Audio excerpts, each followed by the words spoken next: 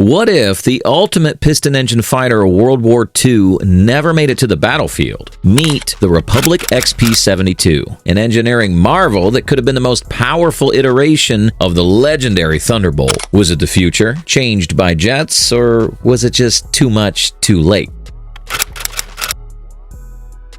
Before the XP-72, the P-47 Thunderbolt already reigned as one of the toughest, most feared fighters of World War II. Its legacy as the Jug was built on its ability to withstand heavy fire, deliver brutal attacks, and dominate at high altitudes. But by 1942, while the Thunderbolt was still in its prime, Alexander Kartvelli and the Republic team weren't content to celebrate its success. They had their sights locked on what came next. Their ambition wasn't small. The XP-72 wasn't just a Thunderbolt on steroids. It was meant to redefine aerial superiority. Imagine taking all the strengths of the P-47, its speed, firepower, and durability, and then dialing them up to 11. This vision required groundbreaking innovation, and Republic knew just where to start. Enter the Pratt & Whitney R4360 Wasp Major, an engine that wasn't just big, it was a game changer. This engine promised 50% more power than the P-47's already formidable R2800. With this beast under the hood, Kartvelli envisioned an aircraft that could outrun, outclimb, and outgun anything in the sky. The XP-72 wasn't just about keeping up with the war, it was about staying ahead of it. Republic marketed the XP-72 as the logical evolution of the Thunderbolt. It would keep the sturdy, combat-tested airframe of the P-47, but push its capabilities beyond what anyone thought was possible. At a time when innovation could decide battles, Republic wasn't just building a new plane, they were creating a statement of power.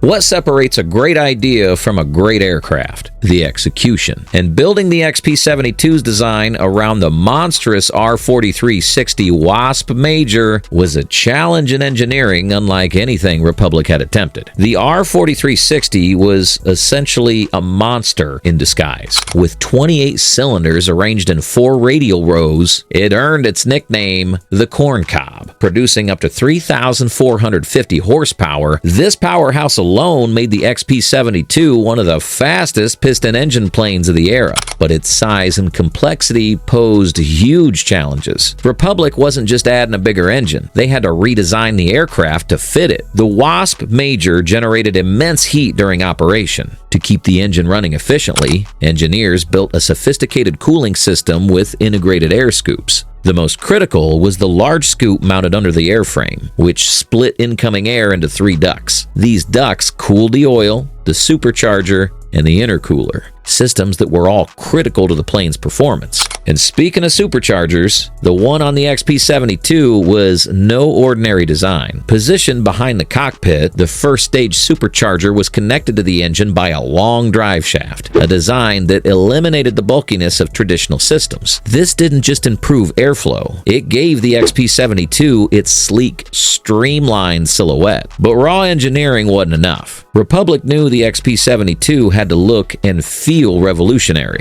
Every element of the plane, from its aerodynamic cowling to its bubble canopy, was designed with a purpose. The canopy offered pilots an unobstructed field of view while enhancing the aircraft's performance at high speeds. Below the wings, Republic mounted innovative air brakes to stabilize the plane during steep dives. All of this combined to create a fighter powerful enough to challenge the next era of combat aviation.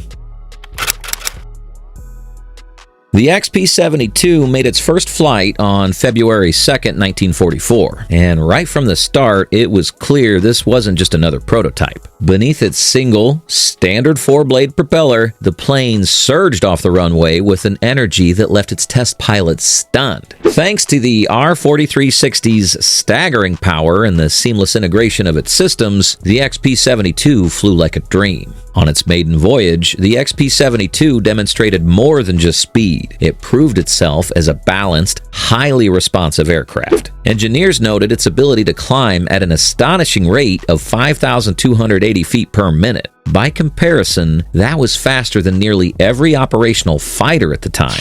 With this kind of performance, the XP-72 could reach combat-ready altitudes faster than its contemporaries, giving pilots crucial advantages in dogfights. The second prototype, introduced in June, took things even further. Featuring a contra-rotating propeller system, it solved one of aviation's persistent problems: torque-induced yaw. With two sets of 3 blades spinning in opposite directions, pilots now had unparalleled stability, even at extreme speeds. And speaking of speed, the XP-72 could push 490 miles per hour, rivaling or surpassing the fastest piston-engine planes of the war. Test pilots were enthusiastic, praising the aircraft for its smooth handling and forgiving control at high speeds. This was a fighter that felt modern, almost futuristic. Yet, despite its promising capabilities, storm clouds were already gathering over the XP-72's development. While the focus was supposed to be on production, the changing demands of World War II were about to throw a wrench and an entirely new kind of engine into the works. The XP-72 had proven itself in the skies, but would that be enough?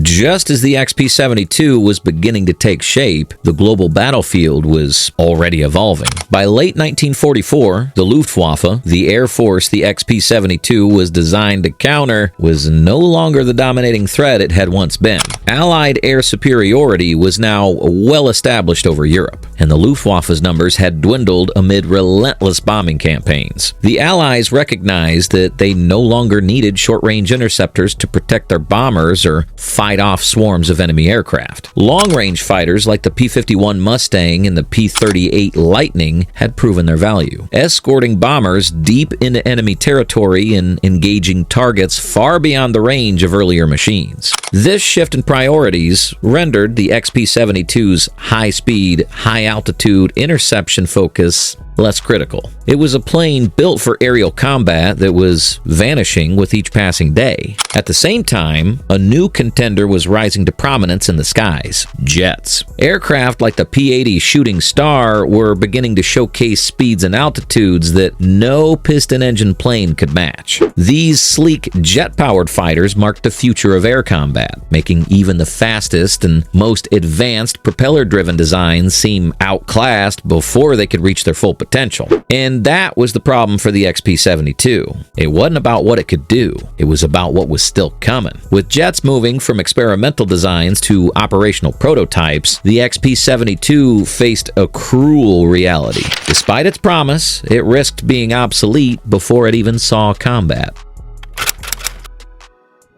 Looking at the XP-72's performance and weaponry, it's easy to see why it's earned its Super Thunderbolt nickname. This was a fighter crafted to dominate the skies. At its core, it was built on the lessons of the P-47 Thunderbolt, but every aspect redesigned for max performance. For weapons, the XP-72 didn't hold back. Its standard loadout consisted of 6 50-caliber Browning machine guns, a deadly configuration for tearing through enemy bombers and fighters alike. But that wasn't all. For heavier firepower, Republic had planned an alternative configuration of 4 37mm M4 autocannons, weapons capable of shredding even the most heavily armored aircraft. These massive cannons were rare on fighters, but would have made the XP-72 an airborne tank killer. And the plane's versatility didn't stop there. Its underwing pylons allowed for a variety of secondary payloads. Bomber missions, it could carry up to 2,000 pounds of bombs.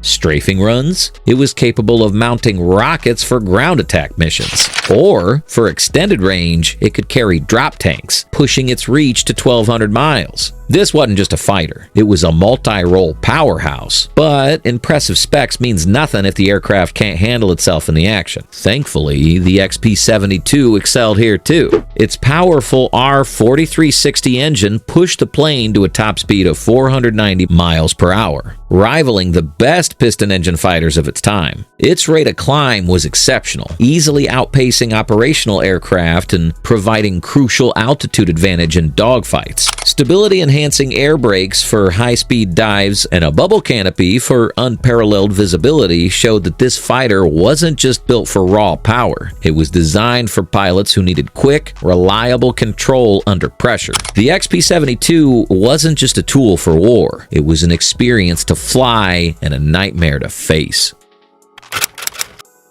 The XP-72's potential was undeniable, but its timing couldn't have been worse. By 1945, the war's priorities had shifted. Strategic bombing of Japan and Germany was the focus, and long-range fighters like the P-51 Mustang were doing the job better than anyone had imagined. What the military needed wasn't a new short-range interceptor. They needed aircraft that could fly farther, carry heavier loads, or outpace enemy defenses entirely. The production of 100 XP-72 units was initially greenlit, but in early 1945, the military reversed course. Why invest in a piston-engine fighter when jets like the P-80 were poised to take over the skies? The resources allocated for the XP-72 were instead redirected to projects focused on jet propulsion, the technology of the future. The prototypes, while groundbreaking, suffered a quiet fate. One was scrapped, its components stripped and repurposed. The other was donated to a local Air Scout chapter, a far cry from the heroic destiny envisioned for it. The XP-72 became another what-if story in aviation history, another example of how innovation doesn't always align with the needs of the moment. But, even in failure, the XP-72 leaves an enduring legacy. It pushed the limits of what piston-powered aircraft could achieve, laying groundwork and inspiration for engineers working on the bleeding edge of aviation.